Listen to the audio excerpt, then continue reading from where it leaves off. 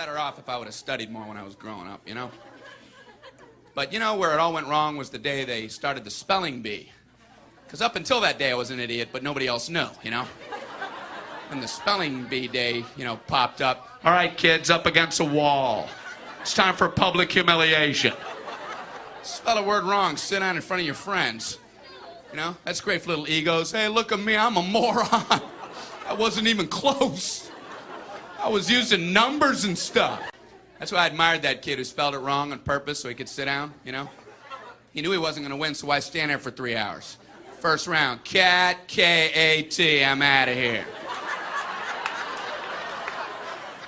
Then as he passed you, I know there's 2 T's. I remember my teacher asked me, Brian, what's the I before E rule? I before E, always. What are you, an idiot, Brian? Apparently.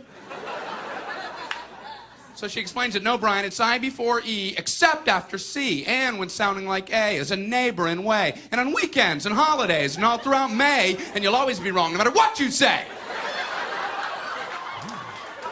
That's a hard rule. That's a rough rule.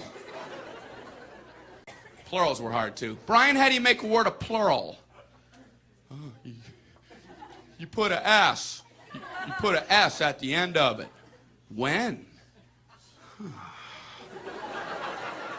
On weekends and holidays. No, Brian, no, let me show you.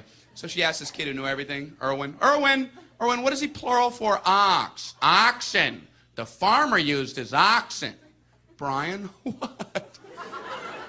Brian, what's the plural for box? Boxen. I bought 2 boxen of donuts. Oh, no, Brian, no.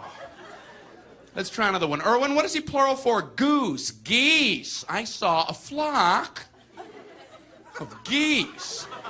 Brian, what? Brian, what's the plural for? Moose.